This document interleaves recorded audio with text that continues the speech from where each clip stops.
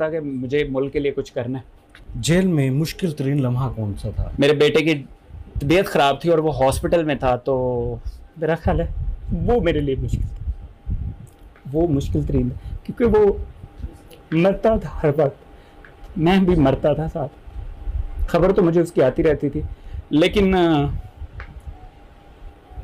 बस जब वो दुनिया से गया, मैं उसका जनाजा पढ़ा तो अल्लाह से बस सजदे में उस मांगा कि या अल्लाह, अगर तू चाहता कि मैं तेरे मुल्क के लिए कुछ करूं तो तू मुझे सब्र दे।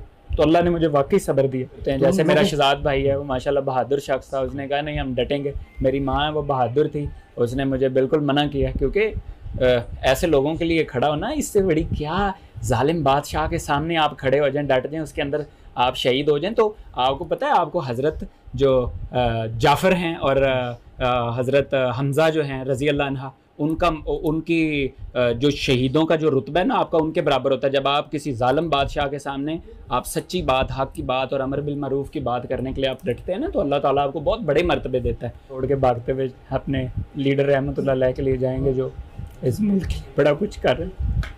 इतनी मोहब्बत है खान से, रो पड़े लीडर के लिए, वरना सियासतदानों के लिए कौन रोता है? मेरा लीडर बूढ़ा हो रहा है, मुझे पता है कैद कितनी सख्त होती है।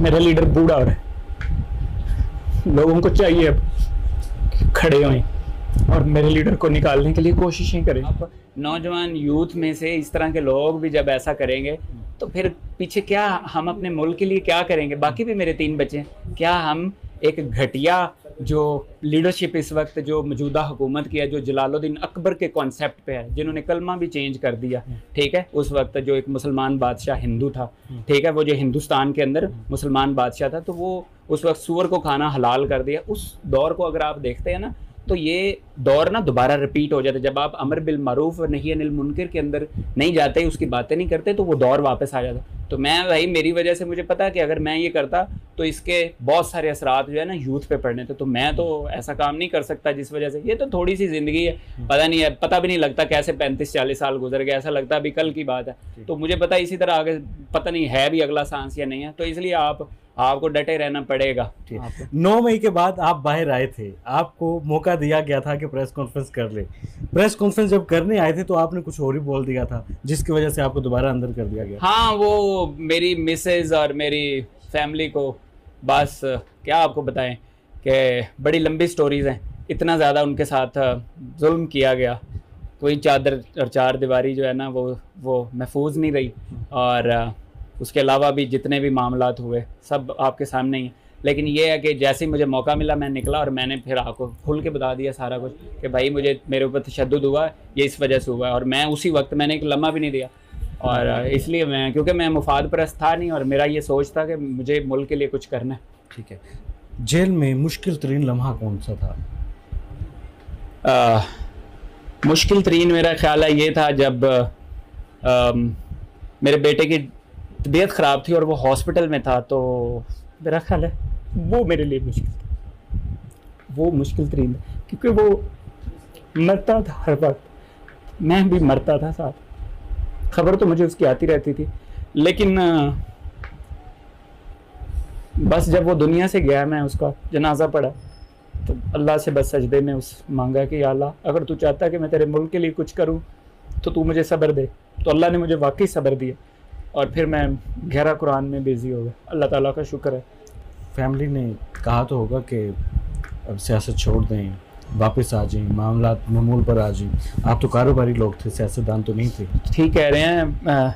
आपको पता है हर फैमिली के अंदर कुछ कमज़ोर होते हैं और कुछ नडर और बहादुर भी होते हैं। जैसे मेरा शहजाद भाई है, वो माशाल्लाह बहादुर शख्स था, उसने कहा नहीं हम डटेंगे। मेरी माँ है वो बहादुर थी, उसने मुझे बिल्कुल मना किया, क्योंकि ऐसे लोगों के लिए खड़ा होना, इससे बड़ी क्या जालिम बादशाह के सामने आप खड़े हो जाएं, डट जाएं, उसके अंदर आप शहीद हो जाएं। तो आपको पता है, आपको हज़रत जो जाफ़र हैं और हज़रत हमज़ा जो हैं रज़ी अल्लाह अन्हा, उनकी जो शहीदों का जो रुतबा है ना आपका, उनके बराबर होता है। जब आप किसी जालिम बादशाह के सामने आप सच्ची बात, हक़ की बात और अमर बिल मारूफ़ की बात करने के लिए आप डटते हैं ना, तो अल्लाह ताला आपको बहुत बड़े मर्तबे देता है। तो मैं तो इसी में था कि अल्लाह ताला अगर मुझे शहीद करे तो करे, क्योंकि मैंने तो अल्लाह ताला से अब शहादत मांगता हूँ। अच्छा, बहुत सारे लोग कह रहे हैं कि पीटीआई बेवफा है, अपने उन वफादारों का साथ छोड़ देती है मुश्किल वक्त में, जो उनके लिए मुश्किल वक्त में खड़े होते हैं। तो आपको लगता है कि आपके साथ ऐसा नहीं होगा? खान रहमतुल्लाह अलैह ने सबका ठेका नहीं लिया हुआ।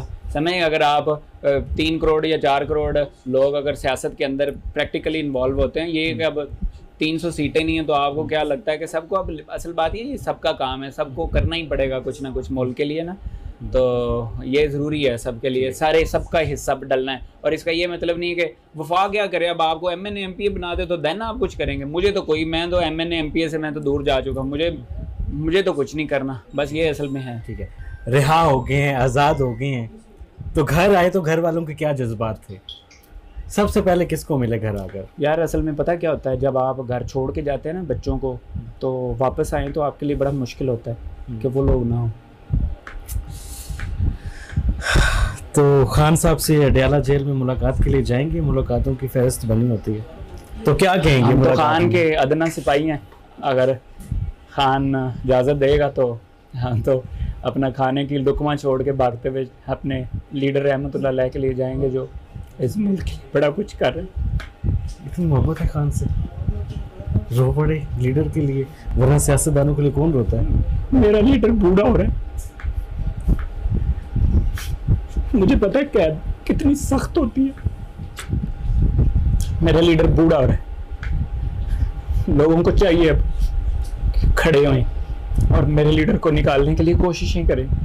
मैंने अपना काम किया, सारे पाकिस्तान ने वाकई वोट दिया, 92% लोगों ने वोट दिया, लेकिन अब मज़ीद ताकत का मुजाहरा करना होगा। जी मेरे पाकिस्तानियों, मियाँ इबाद जो हैं, आपने उनकी गुफ्तगू सुनी, यकीन करें दिल को दहला देने वाली इनकी गुफ्तगू है। और टोटल जो इंटरव्यू है, बहरहाल मैं नहीं चला सकता क्योंकि ये फिर यूट्यूब की पॉलिसी के ख़िलाफ़ हो जाता है। तो आप देखें किस कदर जो है ना वो अपना गम, अपना इजहार कर रहा है और अपना प्यार जो है वो मुर्शिद इमरान खान के बारे में। देखिए कोई भी है, यकीन करें इसमें कोई शक नहीं है कि हर बंदा जो है वो मुर्शिद से प्यार करता है, लेकिन मियाँ इबाद जो हैं, इनकी जो फैमिली है, यकीन करें सलाम पेश करता हूँ मैं लोगों को।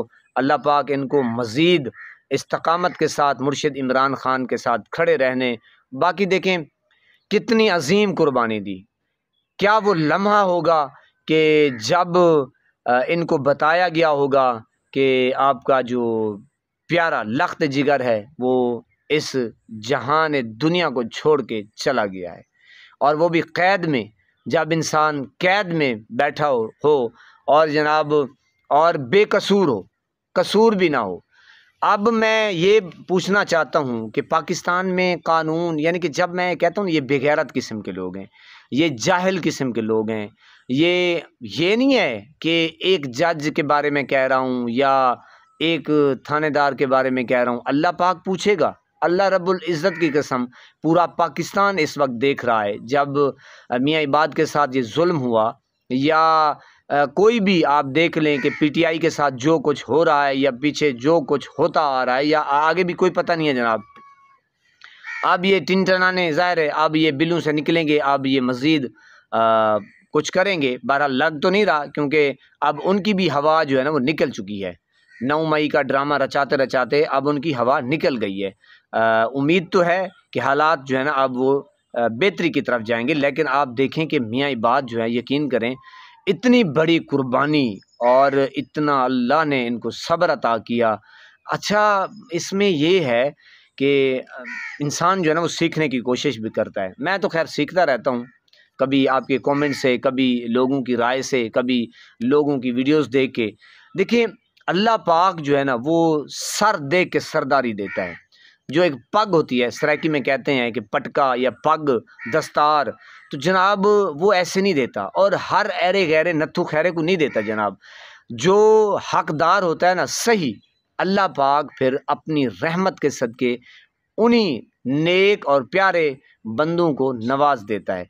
अब देखिए मियाँ इबाद की क्या उम्र है, लेकिन जो कुर्बानी है, अल्लाह अकबर, ये तारीख़ में मैंने कहा रकम हो गई है, और इसकी मैंने कहा मिसाल ही नहीं जनाब। कि अब वो कहते हैं जनाब कि ये 9 मई और ये जनाब वो पता नहीं क्या क्या वर्दी, ये वो मुजस्समा, यानी कि ऐसे ही छोड़ते हैं। भाई पाकिस्तानी कौम ने कभी आपने जिक्र किया है कि पाकिस्तान की कौम जो है वो क्या क्या कुर्बानियाँ दे रही है? क्या हम अपने लिए दे रहे हैं? हमें भी यही दुख है कि इस मुल्क में कानून होना चाहिए और बराबर का कानून हो। डाकू चोर लुटेरों को छोड़ दें आप। और जनाब ये है तो इनका आखिरी टेन्योर, ये बस ख़त्म, इनकी सियासत भी ख़त्म है। अल्लाह रब्बुल इज़्ज़त की कसम ये बढ़ गए हैं, ये यूँ समझें अपनी सियासत में मर गए हैं, ये दफन हो गए हैं।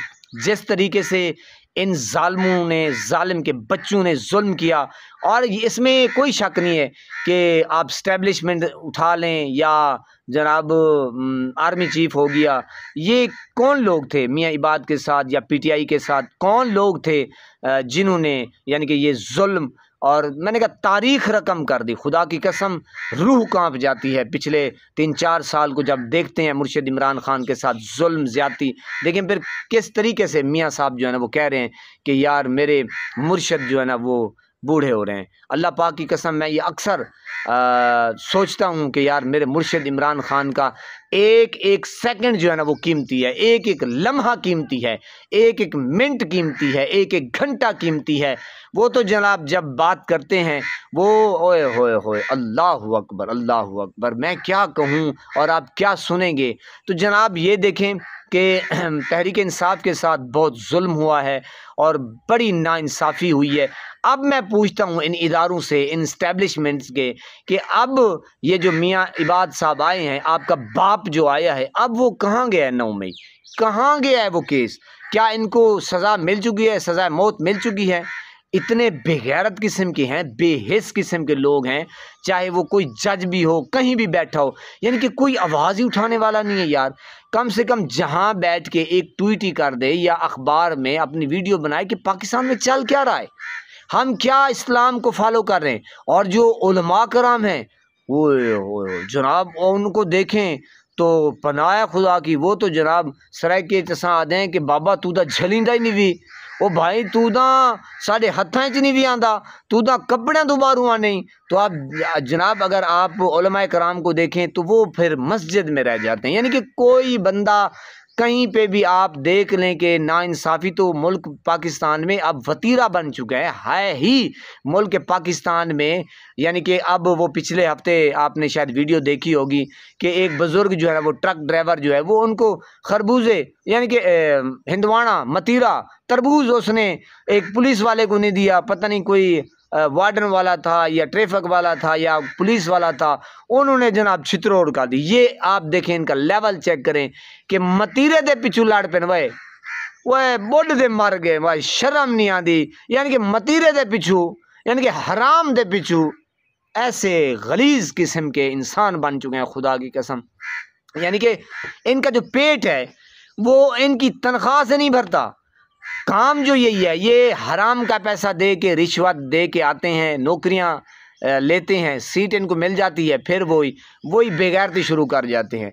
यार हराम का माल खाने से जब यानी कि क्या फिर अपनी औलाद को तरबियत देते होंगे, क्या ये पाकिस्तान का मोराल फिर बुलंद करते होंगे, लोग भी थू थू करते होंगे कि यार ये बंदा जा रहा है, इन्होंने न जनाब मतीरे वाले को कुटे सी तो जनाब धूड़ पाट देते सी, क्या हराम दे बिचू। अल्लाह मेरी तौबा अल्लाह मेरी तौबा, अस्तगफिरुल्लाह, खुदा दी कसम मेरी तौबा, एक बार नहीं, 1000 बार नहीं, लाख बार नहीं, मेरी तौबा। मैं आखिर में कहता हूँ कि जनाब मेरी तौबा अस्तगफिरुल्लाह मेरी टरड़ है, पनाह खुदा की। बहरहाल जनाब आप देख रहे हैं कि किस कदर जुल्म के पहाड़ तोड़े गए इस फैमिली के ऊपर, अभी भी डट के खड़े हैं और मर्द का बच्चा बन के आया है। और मज़ीद ये आगे देखिएगा, आप देखेंगे कि ये छोटा इमरान खान बन के आया है। अल्लाह पाक आपको सलामत रखे, हंसता बसता फूलों की तरह महकता हुआ रखे।